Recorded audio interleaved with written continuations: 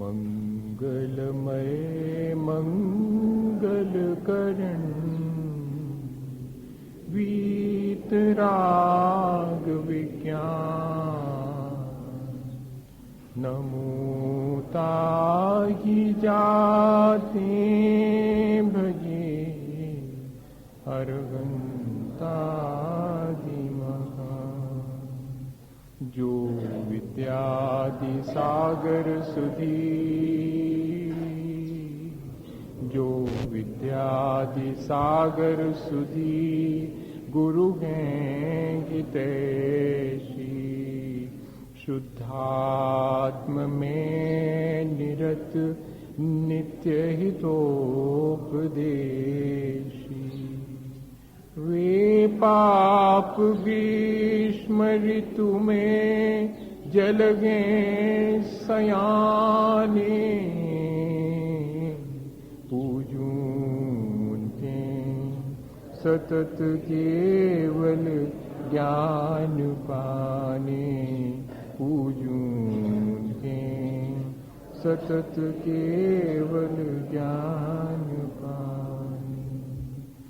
बोलिए भगवान महावीर स्वामी की, आचार्य कुंद कुंद स्वामी की, आचार्य गुरुवर विद्यासागर मुनि महाराज।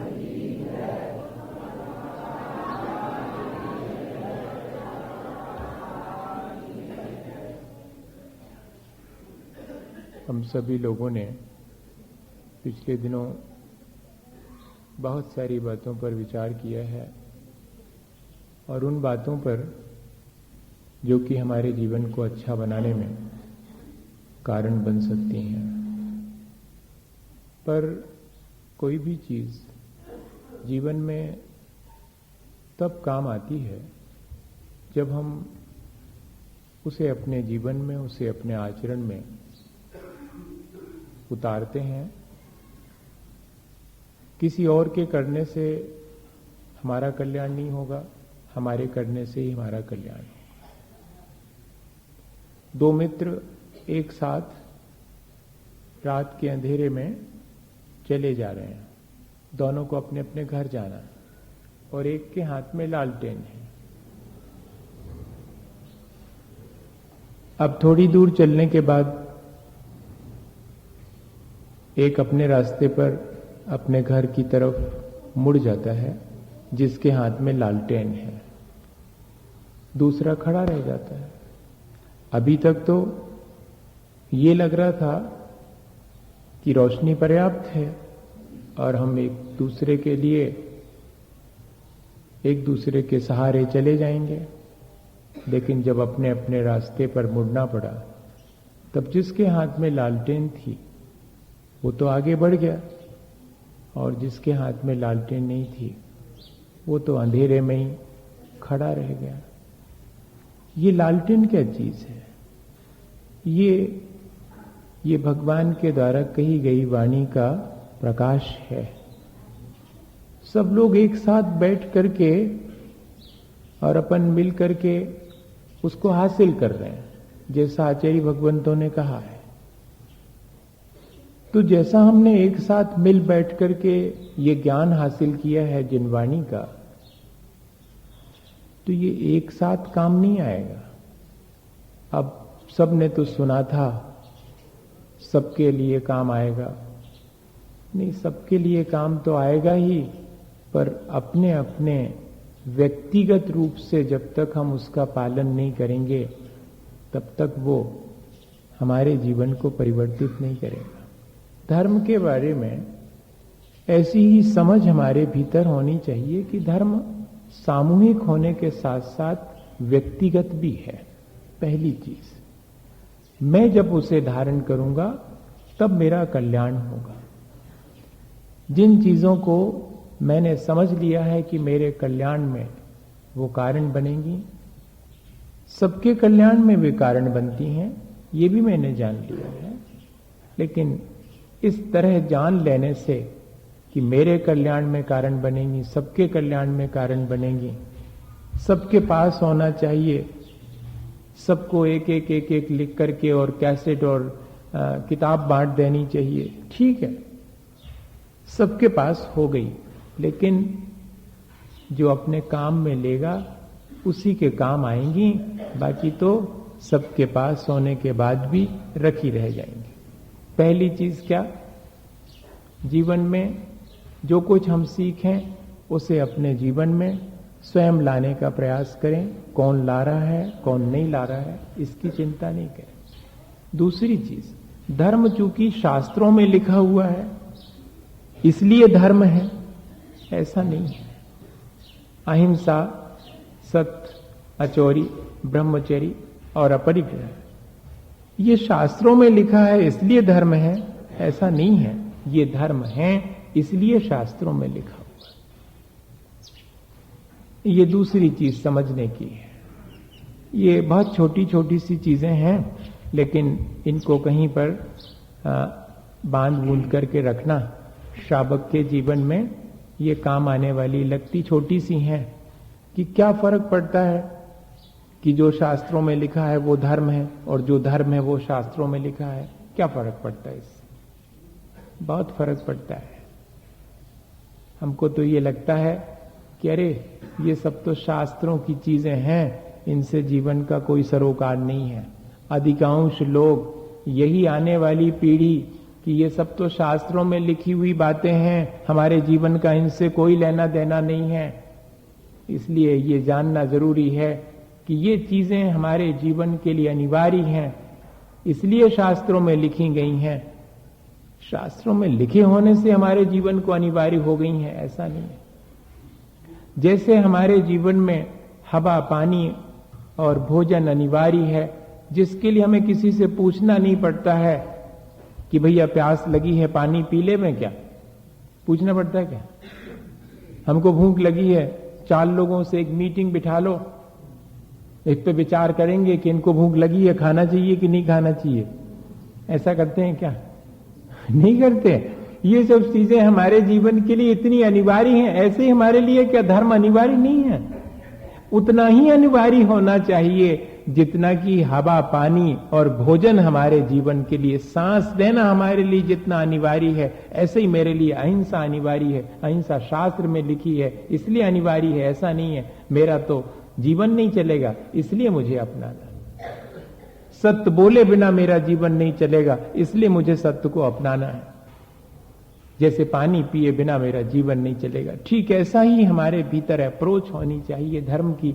अब वर्तमान में तो धर्म कुछ निश्चित दिनों में कुछ निश्चित लोगों के द्वारा किए जाने वाली वस्तु की तरह हम उपयोग में लेते हैं। कई लोग पूछते हैं, अरे प्रवचन में छोटे छोटे लोगों का क्या काम, युवाओं का क्या काम, इसमें तो बस बूढ़े बूढ़े लोगों का काम है।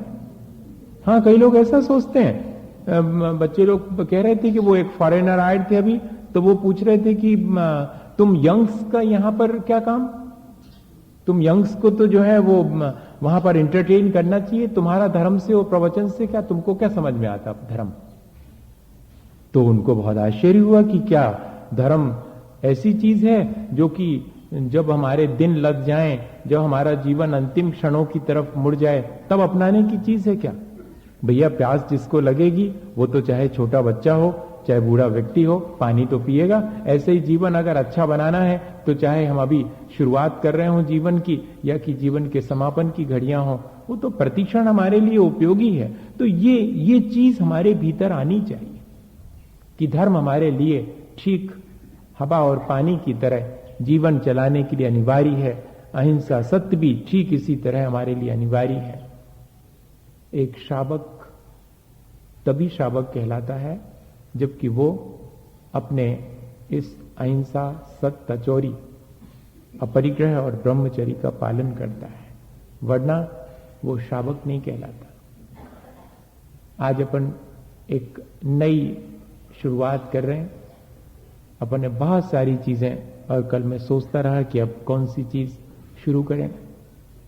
श्रावक अपने घर गृहस्थी में रहकर हमने ये भी समझ लिया है कि अपने परिणामों को संभाल सकता है। श्रावक विचार कर लेवे कि उसे कौन से कर्म करना है, उसे कौन से कर्म नहीं करना है, किन कर्मों से हमारे जीवन में क्या स्थिति निर्मित होती है, हम कैसा कैसा उसका फल भोगते हैं ये भी हमने समझ लिया।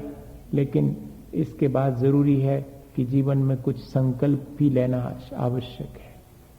जीवन को अच्छा बनाने के लिए विचार की सामर्थ्य के साथ साथ संकल्प की सामर्थ्य भी होनी चाहिए।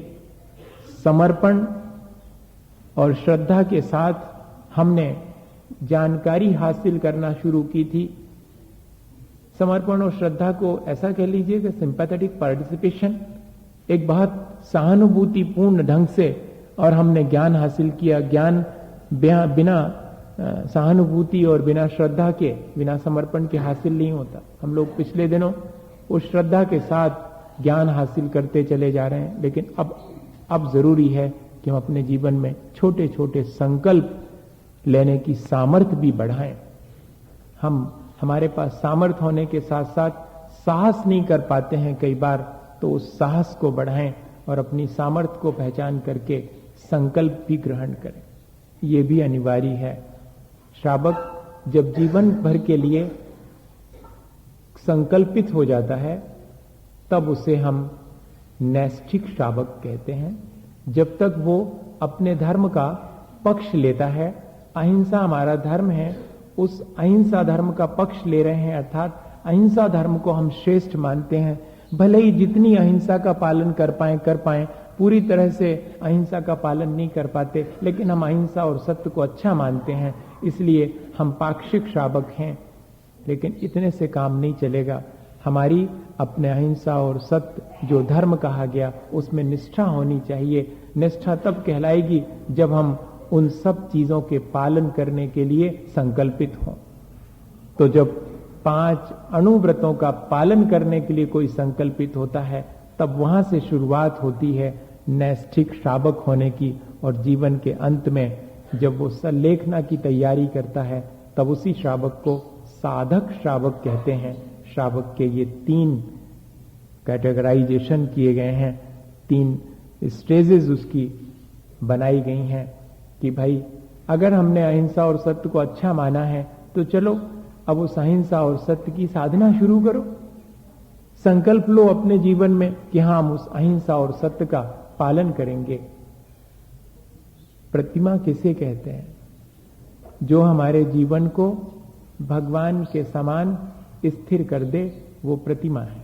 जैसे भगवान की प्रतिमा अत्यंत स्थिर होती है, वो इस बात की सूचना देती है कि जैसे ये बाहर से स्थिर है, ऐसा ही भगवान अपने आत्मा में स्थित हो गए।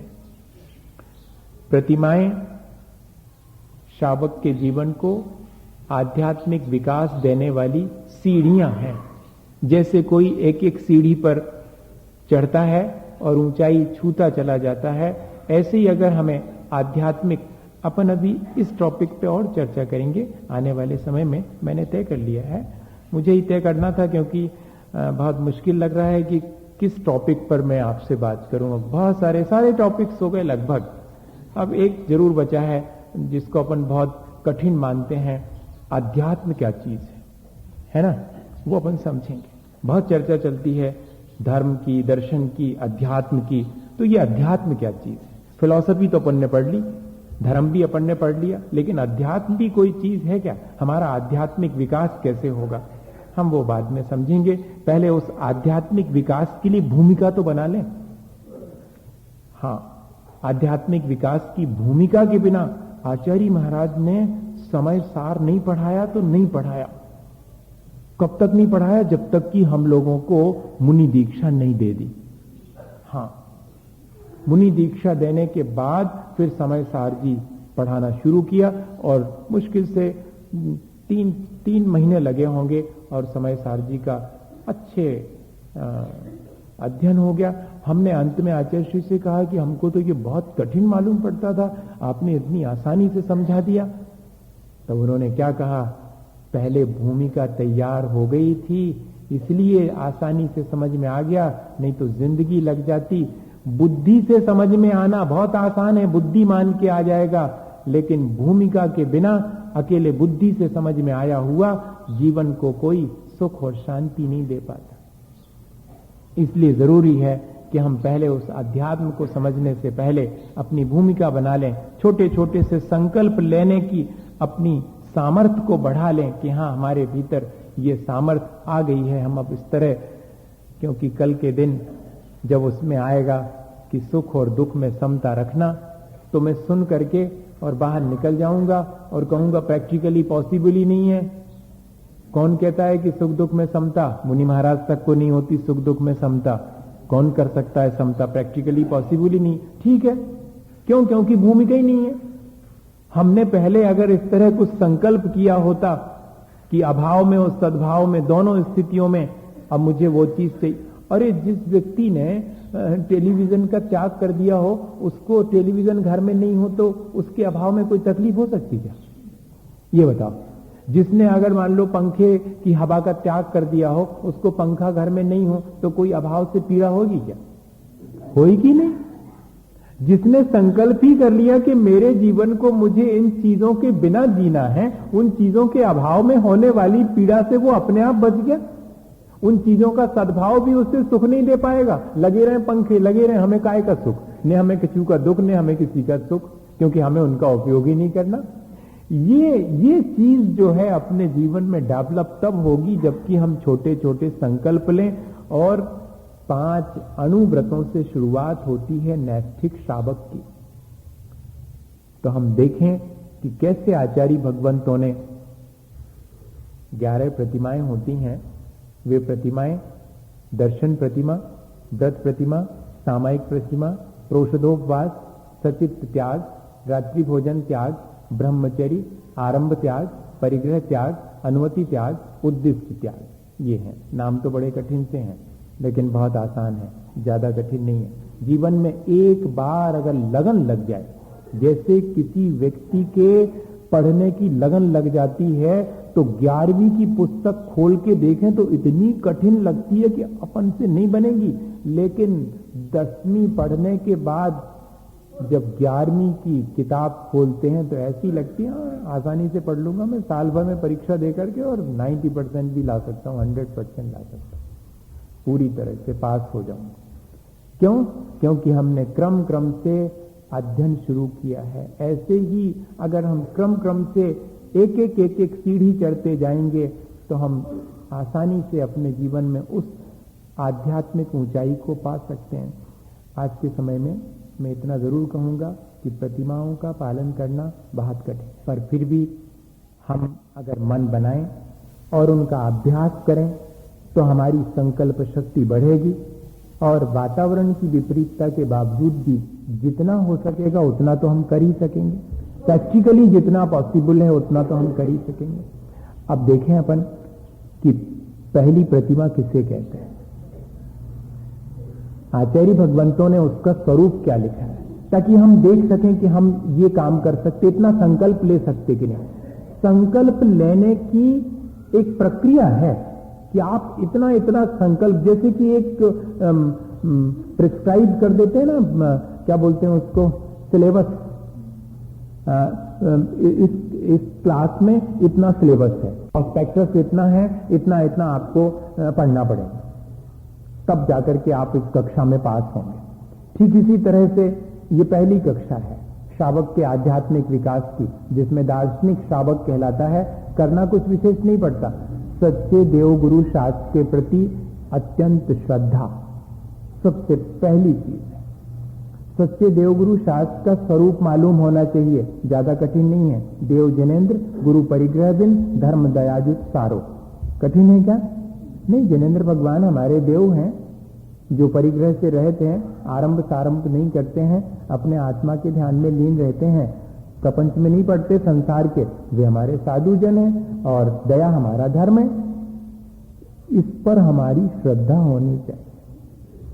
यहां से शुरुआत होगी संकल्प की। संकल्प हमेशा समर्पण के साथ ही शुरू होगा। ऐसे नहीं तो बहुत लोग हैं जो कि संकल्प लेंगे, लेकिन संकल्प, पहला संकल्प तो यही है कि मेरी श्रद्धा सच्चे देवगुरु शास्त्र पर रहेगी।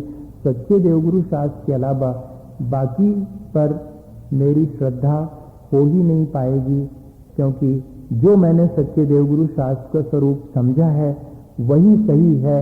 अन्य किसी को मैं न देव कह सकता हूं, न गुरु कह सकता हूं, और न मैं धर्म कह सकता हूं। क्या मैं हिंसा को धर्म मान सकता हूं? राग द्वेष करने वाले को गुरु मान सकता हूं? क्या मैं जिसका अभी संसार है, जिसके जन्म मरण लगा हुआ, उसको भगवान मान सकता हूं? बहुत सीधी सी चीज है। अरे जो जन्म मरण से पार हो गया, शरीर से पार हो गया, वो भगवान है।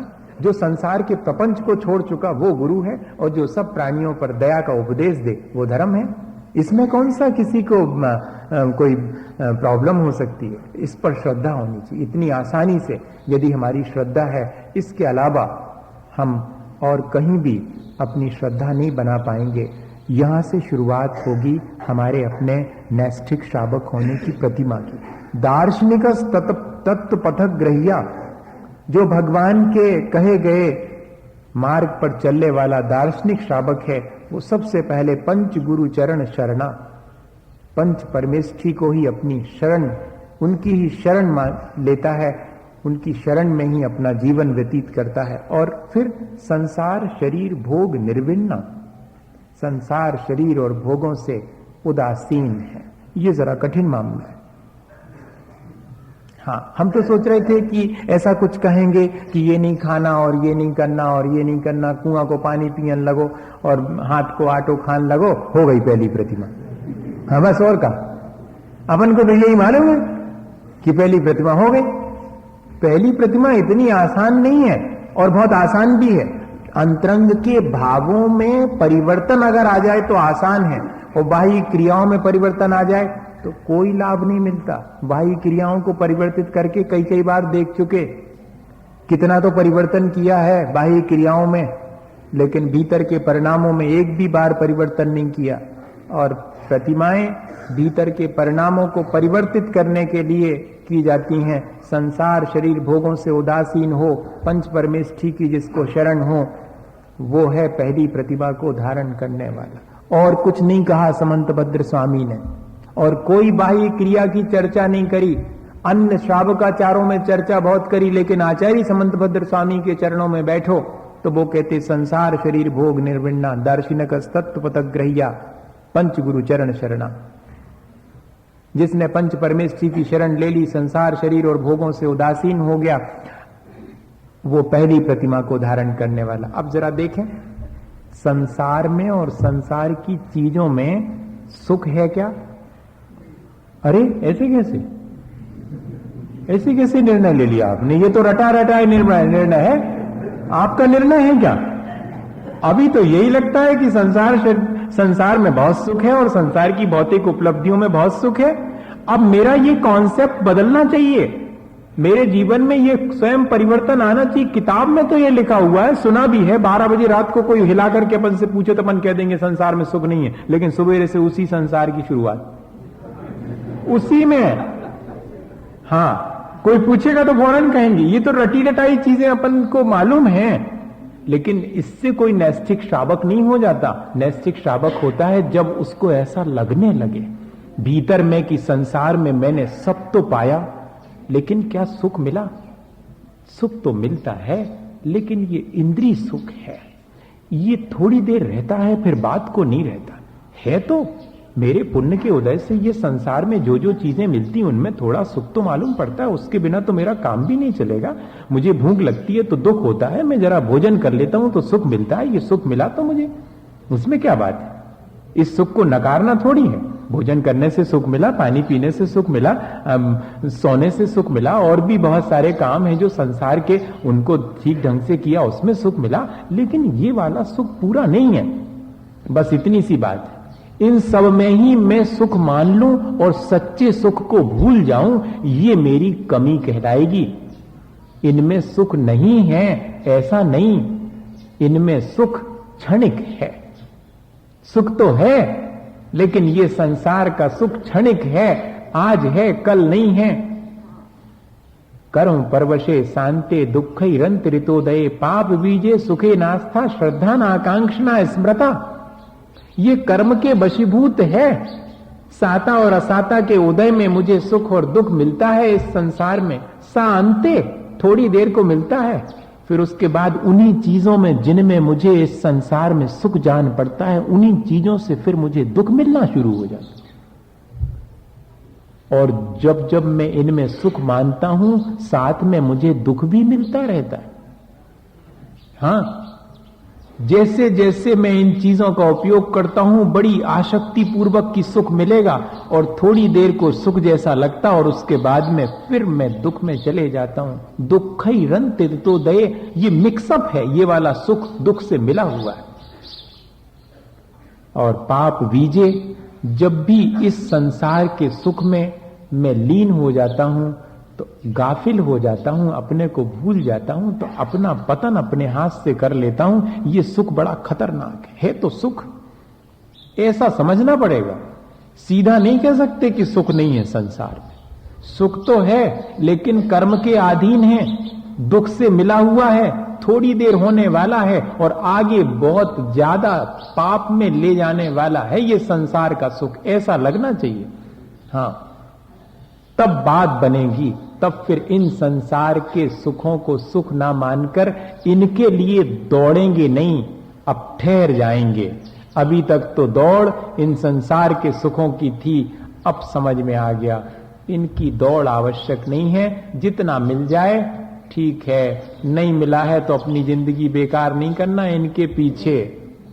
ऐसा दृष्टिकोण आ जाता है पहली प्रतिमा में। अकेले ऐसा नहीं कि छू छू छू छू के जो हमारी थाली छू ली तुमने और जी हमारे कपड़ा छीले तुमने और हमारा भोजन बिगड़ गो।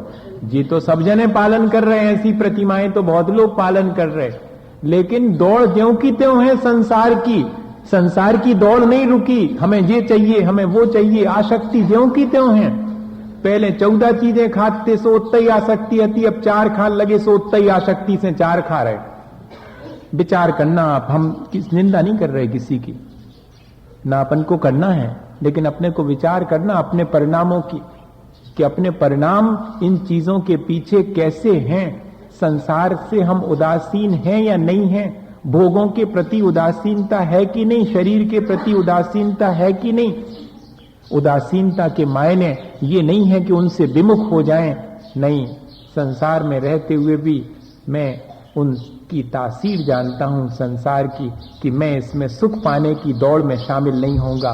दुनिया पूरी की संसार में सुख पाने की दौड़ में शामिल है, संसार में मैं सुख पाने की दौड़ में नहीं शामिल होऊंगा। मैं तो अपने आत्म सुख को पाने के लिए प्रयत्न करूं, तब कहलाएगा कि हाँ संसार के बारे में ठीक विचार किया। इसी तरह भोग विलास की सामग्री जो अपन को मिल जाती है अपने पुण्य के उदय से, उसमें भी सुख नहीं है।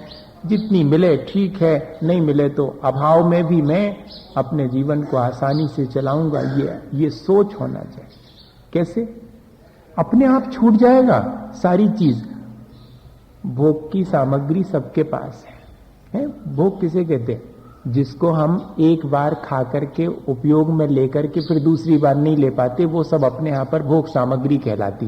भोजन पानी इत्यादि ये सब भोग सामग्री है। उपभोग सामग्री कौन सी है? कपड़े लगते हैं, आभूषण है, इनको एक बार पहन लो, 2 धागे फिर से पहन लो, ये बार बार काम में आ जाती, ये उपभोग की सामग्री कहलाती। ये भोग उपभोग की सामग्री सबको मिली है, लेकिन इसमें जिसकी आसक्ति कम होगी वो अपने आप इस पर कंट्रोल कर लेगा।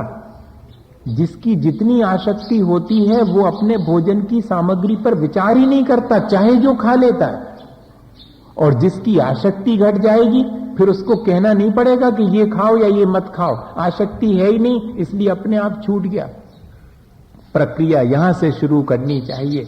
वैसे वो भी ठीक है कि पहले हम छोड़ें फिर आसक्ति घटाएं, पर वास्तव में तो हमारा उद्देश्य होना चाहिए आसक्ति घटे और हम छोड़ते चले जाएं। अबे तो ऐसा होता है कि छोड़ते चले जाते, आसक्ति घटती नहीं। होना ये चाहिए कि आसक्ति घटती जाए और छूटता चला जाए, अपने आप छूटता चला जाए। अब जब शाम को हमने 5 बजे भोजन कर लिया है, अब क्या आवश्यकता है कि रात को 8 बजे और 10 बजे भोजन करें? रात्रि भोजन छूट गया, सौगंध नहीं दिलाना पड़ी, छूट गया। क्यों? अब आनंद आने लगा मुझे तो, क्योंकि रात में तो मैं भजन करूंगा, मैं तो पूजन पाठ करूंगा, मैं तो सामायिक करूंगा, रात का समय भोजन में निकालूं क्या? मेरे पास इतना समय नहीं है कि मैं उसी में बर्बाद करूं। शाम को खा लिया, अब तो रात में तो बढ़िया से जरा सामायिक मैं करूंगा, जरा ध्यान करूंगा, स्वाध्याय करूंगा और जरा प्रवचन सुनूंगा। अब काय को बेकार में फंसे रहो उसी में? नहीं, अपने आप हो गया। ये कहना चाह रहा हूं। नहीं तो बामुश्किल रात्रि भोजन छूट पा रहा है। कितने ही कहने से छूटा आज तक। जब तक भीतर की आसक्ति नहीं छूटेगी, जब तक बाहर के बनाए हुए नियम एक ना एक दिन तोड़ने का मन होगा। वे तो टूटे ही जैसे हैं, निभा रहे, धक्का दे दे के धिक्का पलेट वाली गाड़ी जैसे चलती है वैसे ही। ऐसा क्यों करें हम अपने जीवन में? मैं ये कह रहा हूं आपसे, अगर ऐसा हम नियमों को ऐसा ढकेल करके कर रहे हों तो अब थोड़ा परिवर्तन करें।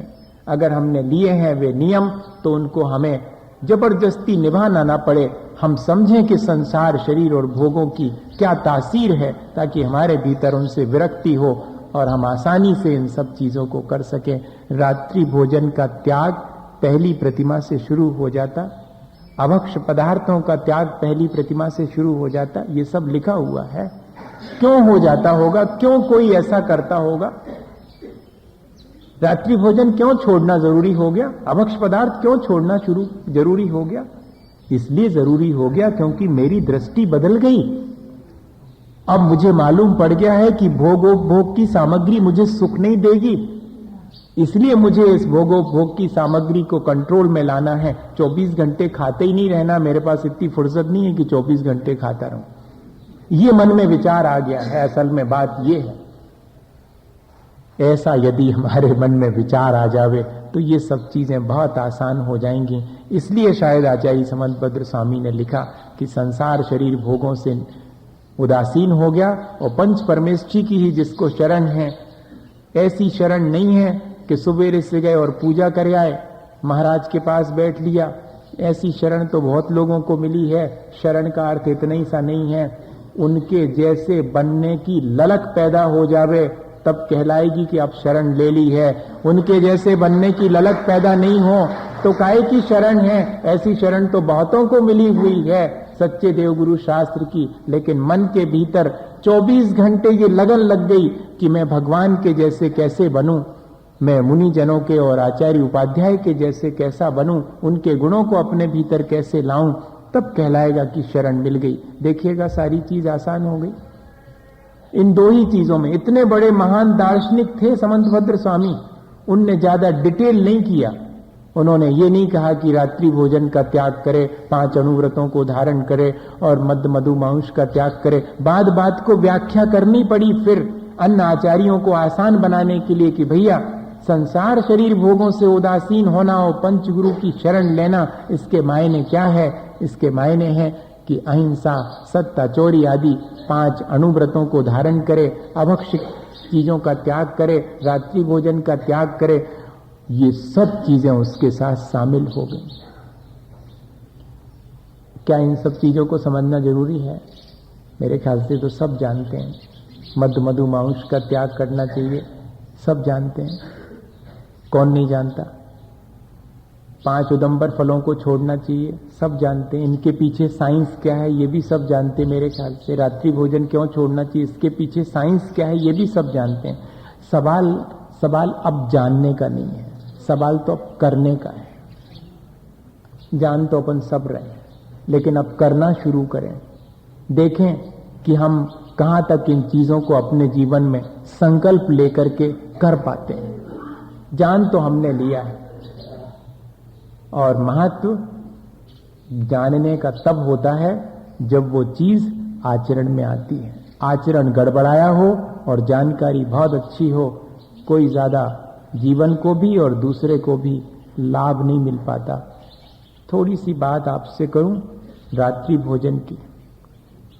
अपन सब इस चीज को जानते हैं, अपन सब में से अधिकांश लोगों के नियम भी होंगे, लेकिन ये इसका रात्रि भोजन का नाम ग्रंथों में मिलता कहाँ है? बहुत कम मिलता है, बात को मिलता। पुराने ग्रंथों में तो आलोकित पान भोजनानी, दिन में भोजन करना यही है। रात्रि भोजन करने की कोई बात ही नहीं आई, त्याग करने की और करने की दोनों ही की बात नहीं आई। अगर देखा जाए तो आलोकित पान भोजनानी, दिन में भोजन करना ये हमारा नियम है। रात में भोजन नहीं करना ये नियम लेने की जरूरत ही नहीं। दिन में भोजन करूंगा ये संकल्प है मेरा। रात्रि भोजन त्याग का संकल्प नहीं है। वो तो छठी प्रतिमा में भी जो है दिवा भोजन, दिन में भोजन करूंगा, बस इतना ही संकल्प ले लिया। छठी प्रतिमा में पहुंचते पहुंचते स्वयं दिन में करूंगा, दूसरे को दिन में ही कराऊंगा। कोई दिन में करेगा तो समर्थन करूंगा, रात में करेगा तो समर्थन ही नहीं करूंगा उसका। इतनी बड़ी चीज हो जाएगी। शुरुआत में तो ऐसा नहीं कर सकते, मैं भर दिन में करूंगा। हो सकता बच्चे और मेहमान आए तो उनको रात में कराना पड़े, उनका समर्थन करना पड़े, पर मैं तो दिन में ही करूंगा। ये जो अपन सोचते हैं कि डिनर, कभी आपको मालूम कि डिनर के मायने क्या है और ब्रेकफास्ट के मायने क्या है और लंच के मायने क्या है? ये मालूम आपको? ये विदेश की प्रक्रिया है, ये उसकी डिक्शनरी में, ब्रिटिश डिक्शनरी में है इनके मायने हैं। ब्रेक द फास्ट, हाँ, जब उपवास तोड़ा जाता है उसको ब्रेकफास्ट बोलते हैं। वो कब किया जाता? सुबह मॉर्निंग में। क्यों? पूरे शाम को 4 बजे खाया था। डिनर जो है वो कितने उजाले में खाया जाता है? जितना उजाला 4 बजे होता है। 4-5 बजे गोधूली की बेला में जितना उजाला होता, उतने उजाले में जो भोजन किया जाता है वो भोजन डिनर कहलाता है। और उसके बाद फिर कुछ भी नहीं खाया है, इसलिए दूसरे दिन सुबेरे 12-14 घंटे का उपवास हो गया है, कुछ भी नहीं खाया, ब्रेक द फास्ट। तब वो सुबह का जो 9:30 बजे चर्या का समय होता है वो ब्रेक द फास्ट है। और दोपहर में जो 1:30-2 बजे खाया जाने वाला भोजन है, जिसको अपन लोग, कई लोग देर हो जाती, दूसरी वेला में जो भोजन करते हैं, जो पहली वेला में नहीं भोजन करते। भोजन की 2 ही वेलाएं हैं, सुबेरे सामायिक के पहले वाली वेला और उधर सामायिक के बाद 1:30 बजे से 4 बजे तक की जो वेला है, 2 वेलाएं। तो जिसने सुबह नहीं खाया है वो दूसरी वेला में खाएगा, उसको लंच बोलते हैं। सारी चीजें गड़बड़ा गई। डिनर के मायने जो 8 बजे रात को हो वो डिनर, वहां बजते हैं रात के 8, लेकिन उजाला उतना ही रहता है जितना कि 4 बजे दिन को यहां रहता है, उतने उजाले में किया जाता है। लेकिन अपन ने बिना समझे और इस चीज को शुरू कर दिया। हम चाहें तो बदल सकते हैं, दिन में भोजन करेंगे। क्या आपका रात्रि भोजन का त्याग है? नहीं, हमारा कोई त्याग नहीं, हमारा तो दिन में भोजन करने का संकल्प है। सबसे बढ़िया चीज, ऐसा नहीं ले सकते क्या दिन दिन में भोजन, सूर्य के प्रकाश में मैं भोजन करूंगा, ताकि ये क्वेश्चन ही नहीं उठेगा कि रात में तो इतना उजाला करते हैं हम, वो तो अंधेरे में पहले लोग नहीं खाते होंगे, लालटेन वालटेन होती होगी, इसलिए उनने मना कर दिया कि रात में नहीं। अब तो इतना उजाला होता है कि आराम से खा सकते हैं। तो अपने आप ये क्वेश्चन मन में नहीं उठेगा फिर, क्योंकि आलोकित पान, दिन में भोजन करना। इस तरह यदि हम अपने जीवन में संकल्प लें तो बहुत आसानी से ले सकते हैं। अब थोड़ी सी चीज इस तरह की शुरू करने की प्रक्रिया शुरू करें। आप रोज रोज अभ्यास करके देखें, एक दिन में भोजन करके देखें, ठीक है। अब ज्ञान वाला मामला नहीं, थोड़े दिन के लिए, 1-8 हफ्ते अपन इन चीजों को समझेंगे और प्रैक्टिकल करके भी देखेंगे। जैसे अपन ने सामायिक के बारे में समझा था और फिर बाद में सामायिक करी थी, ऐसे ही इस प्रक्रिया को आचार्य श्री ने जब 12 तप पढ़ाए थे तब हम लोगों को यही कहा था कि अब तप पढ़ रहे हो 12, तो इन 12 तपों को एक दिन सबको करके देखना। उपवास करके देखना, एक दिन कम भोजन करके देखना, एक दिन रस परित्याग करके देखना, एक दिन जो है वृत्ति परिसंख्यान करके देखना, एक दिन 10 घंटे खड़े होकर के कायोत्सर्ग देखना कैसा लगता है। सब करके तप करके देखो 12, तब पड़े हुए जल्दी समझ में आएंगे। इसी तरह रात दिन में भोजन करना करके देखें कैसा लगता है। अच्छा लगे तो आगे बढ़ा देंगे, नहीं लगे तो फिर जैसा चल रहा था वैसे चलेगा, और क्या। एक दिन करके देखने में क्या दिक्कत है? आनंद आया तो ठीक है, नहीं आया तो फिर देखेंगे, फिर कभी करके देखेंगे। मद मधु मांस का त्याग जिनका नहीं होता है करके देखें, जिनसे 5 अणुव्रतों का पालन नहीं होता करके देखें। ऐसा झूठ नहीं बोलेंगे जिससे दूसरे का घात हो जाए। किसी के घर जाकर के जो है और डाका नहीं डालते, हम चोरी नहीं करेंगे इस तरह की, हम किसी को भी संकल्प पूर्वक मारेंगे नहीं, हम किसी का धन नहीं हड़पेंगे, किसी को आज बुरी दृष्टि से नहीं देखेंगे। हो गया आगे 5 अणुव्रत, कोई कठिन है क्या?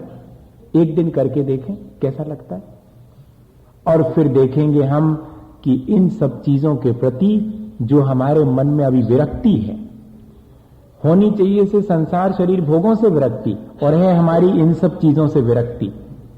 इनसे हमारी रुचि बढ़ना शुरू होगी और आसानी से हम इन प्रतिमाओं को अपने जीवन में पालन कर पाएंगे।